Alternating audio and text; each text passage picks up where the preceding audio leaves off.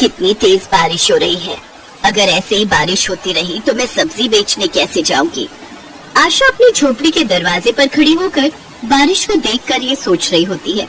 तभी उसकी 22 साल की बेटी शालिनी अंदर से आवाज लगाती है, माँ अंदर आ जाओ और पहले मुझे खाना डाल दो, उसके बाद बारिश रुक जाए तब चली जाना सब्जी बेचने। शालिनी की बात सुनकर आशा देवी अंदर आ जाती है और उसे खाना डाल कर देती है। कुछ देर बाद बारिश रुक जाती है तो आशा सब्जी का ठेला लेकर बाजार जाने लगती है। माँ अभी तो बारिश बंद हुई है, आप कहाँ जा रही हो? बेटी सब्जी बेचने जा रही हूँ, थोड़े पैसे कमाऊंगी तो राशन की टेंशन नहीं रहेगी और फिर तेरी शादी के लिए भी तो पैसे जोड़ने हैं ताकि तेरा रिश्ता अच्छे घर में कर सकूं। ये बात तो आपने अच्छी कही माँ, मैं नहीं चाहती कि मेरा पति आपकी तरह गरीब हो, बल्कि मुझे तो कोई अमीर घर चाहिए जहाँ मुझे हर खुशी मिल सके। आशा चुपचाप सब्जी बेचने चली जाती है। फिर शाम को थकी हारी आकर खाना बनाती है और बर्तन धोकर रसोई की सफाई करती है, जबकि उसकी बेटी किसी भी काम को हाथ नहीं लगाती थी। ये देख आशा उससे कहती है, बेटी घर के काम सीख लो, आगे जाकर काम आएंगे। माँ मैं अमीर घर में शादी करूंगी ताकि वहाँ नौकर चाकर हो और मुझे कोई काम नहीं करना पड़े। शालिनी के सपने काफी बड़े थे और उसका ये सपना पूरा भी हुआ। जब वो गांव के जमींदार की बेटी की शादी में जाती है तो वहाँ अखिलेश नाम के एक लड़के से टकरा जाती है। अखिलेश एक अमीर घराने का लड़का था। शालिनी दिखने में काफी खूबसूरत थी, इसलिए अखिलेश को उससे पहली नजर में ही प्यार हो गया। पार्टी में शालिनी के बारे में जानकारी निकलवा कर वो अगले दिन ही अपनी महंगी चमचमाती गाड़ी में अपनी माँ रमोला के साथ उसके घर पहुँच गया, जहाँ अखिलेश की माँ रमोला आशा को देख कहने लगी, अरे आशा तू, ये तेरी झोपड़ी है? जी मेम साहब। तुम इन्हें जानती हो? हाँ ये तो आशा है जिससे मैं सब्जी खरीदती हूँ। इसका मतलब शालिनी तुम्हारी बेटी है? हाँ मेम साहब, लेकिन आखिर बात क्या है? माँ जी मैं आपकी बेटी को पसंद करता हूँ और उससे शादी करना चाहता हूँ। हाँ आशा, इसने जब से तुम्हारी बेटी को देखा है उससे शादी करने की जिद पकड़ कर बैठा है। वैसे मैं तो इस रिश्ते के खिलाफ थी क्योंकि मैं झोपड़ी में रहने वाली लड़की को अपनी बहू नहीं बनाना चाहती, लेकिन अपने इकलौते बेटे की जिद के आगे मुझे झुकना ही पड़ा। अमीर घर में अपने रिश्ते की बात सुनकर शालिनी बड़ी खुश होती है, लेकिन आशा उससे कहती है, माफ कीजिएगा मेम साहब, लेकिन आपके बेटे की उम्र थोड़ी ज्यादा लग रही है। माँ 8-10 साल बड़ी उम्र होने से कोई फर्क नहीं पड़ता, मुझे ये रिश्ता मंजूर है। बिल्कुल ठीक कहा बेटी। और आशा, जब हम इतने बड़े घराने के लोग तुम गरीबों से रिश्ता जोड़ने के लिए तैयार हैं, तो फिर तुम्हें भी कोई प्रॉब्लम नहीं होनी चाहिए। ठीक है, जैसा आप सबको ठीक लगे। आशा अपनी इकलौती बेटी की शादी अमीर घर में कर देती है। अमीर घर में आकर शालिनी अब अमीरों वाले तौर तरीके सीख लेती है। फिर दोनों हनीमून के लिए गोवा जाते हैं। उधर बेचारी आशा सब्जी का ठेला लगाकर अपना गुजर बसर कर रही थी। फिर कुछ दिन बाद शालिनी का शादी के बाद पहला बर्थडे होता है। अखिलेश एक बड़ी पार्टी ऑर्गेनाइज करता है जिसमें वो अपने दोस्तों को और क्लाइंट्स को भी बुलाता है।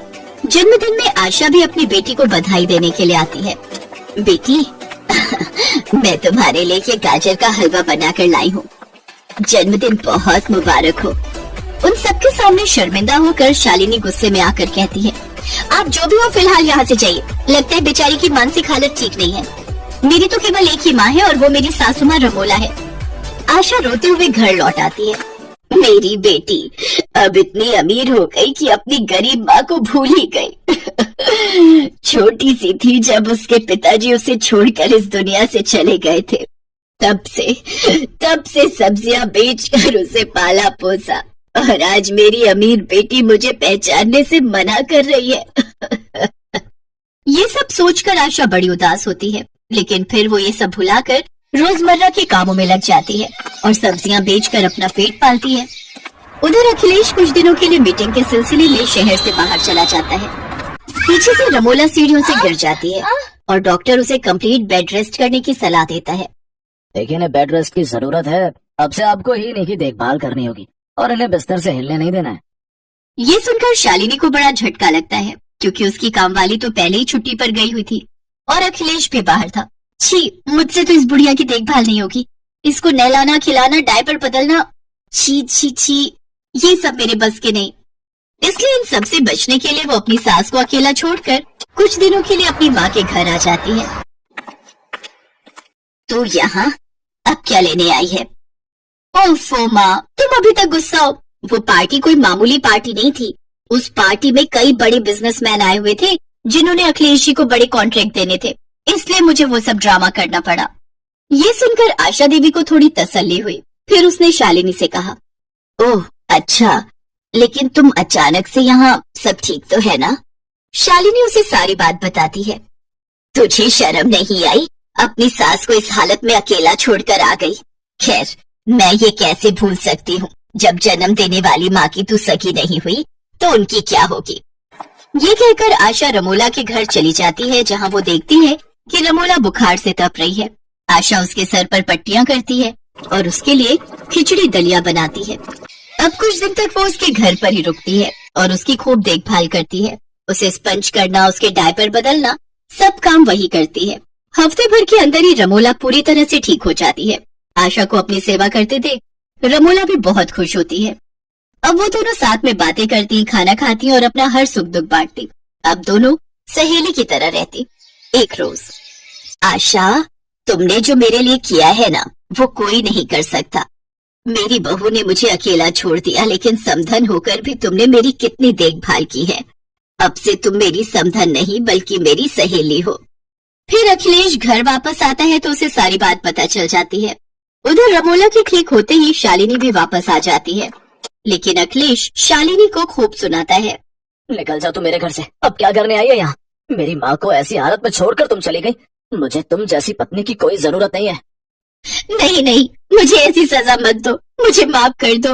अब मुझे अपनी गलती का एहसास हो गया है। माँ जी, सासू माँ, आप भी मुझे माफ कर दो। शालिनी को अपनी गलती का एहसास हो जाता है और वो सबसे माफी मांगती है। फिर सब उसे माफ कर देते हैं। लेकिन इन कुछ दिनों में आशा रमोला की अच्छी सहेली बन जाती है और जब आशा अपने घर जाने लगती है तो रमोला उससे कहती है, आशा, अब तुम कहीं नहीं जाओगी, तुम अब यहीं हमारे साथ रहोगी।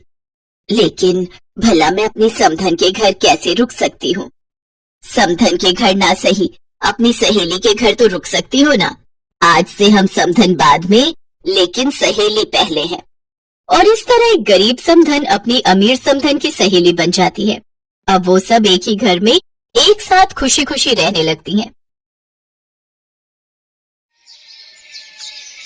रोहित और कंचन एक दूसरे से बहुत प्यार करते थे। रोहित अमीर था जबकि कंचन गरीब घर की थी। उनकी शादी में इसी बात को लेकर बहुत अड़चने आ रही थी। रोहित की माँ सुलोचना स्वभाव की बहुत चालाक थी। वो अपने बेटे रोहित की शादी किसी अमीर लड़की से करना चाहती थी। इसलिए रोहित ने अपने पापा की मदद से कंचन के परिवार वालों के सामने एक मंदिर में शादी कर दी। जीती रहो बहू।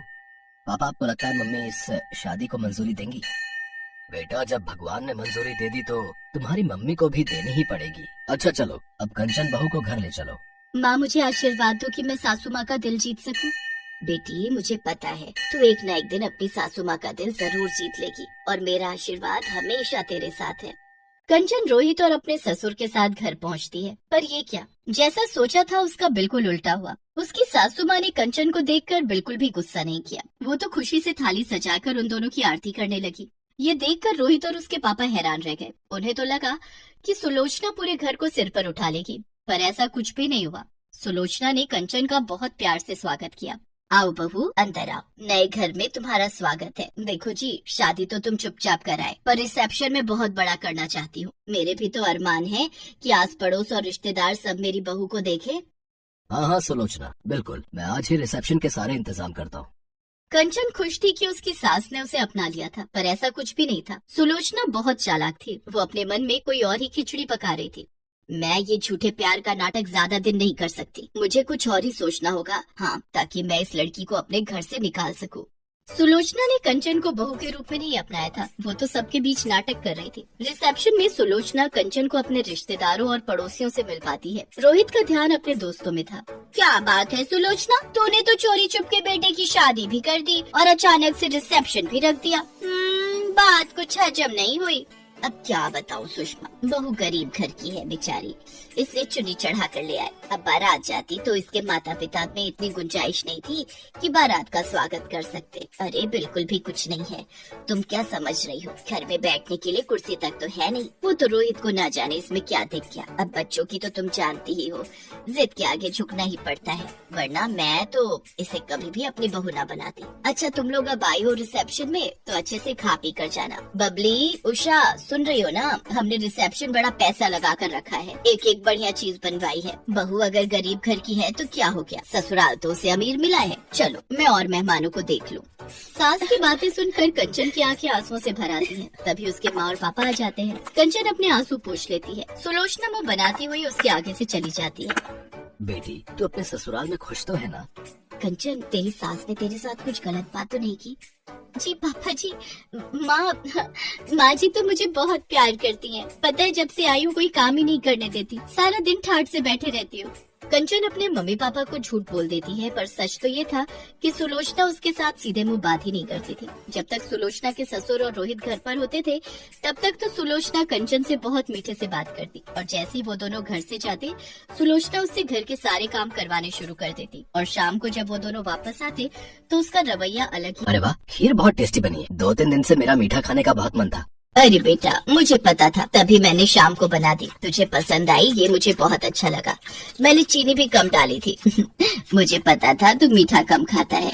पर माँ, मीठा तो इसमें बहुत तेज है।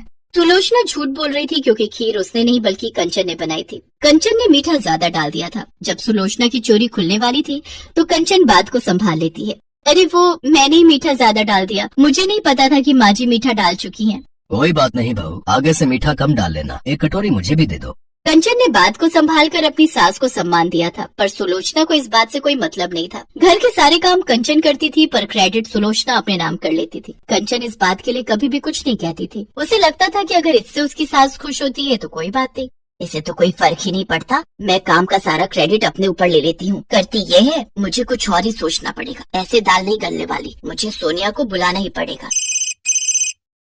हेलो सोनिया बेटा, मैं बोल रही हूँ। हाँ ठीक है, तुम कुछ दिनों के लिए आ जाओ। सोनिया सुलोचना की सहेली की बेटी थी। सुलोचना चाहती थी कि सोनिया उसके घर की बहू बने, पर रोहित ने कंचन से शादी कर ली। सुलोचना चाहती थी कि किसी तरह कंचन इस घर को छोड़कर चली जाए और सोनिया इस घर की बहू बनकर आ जाए, इसलिए वो सोनिया को रहने के लिए बुला लेती है। नमस्ते आंटी, अच्छा हुआ आपने मुझे बुला लिया, मैं वैसे भी घर पर बहुत बोर हो रही थी। आपकी कंपनी मुझे बहुत अच्छी लगती है। बस तो फिर अब आराम से कुछ महीने मेरे पास रहो। मैं तो ये चाहती हूँ कि तुम हमेशा के लिए ही यहाँ रहो, पर तुम्हें इस रास्ते के कांटे को निकालना होगा।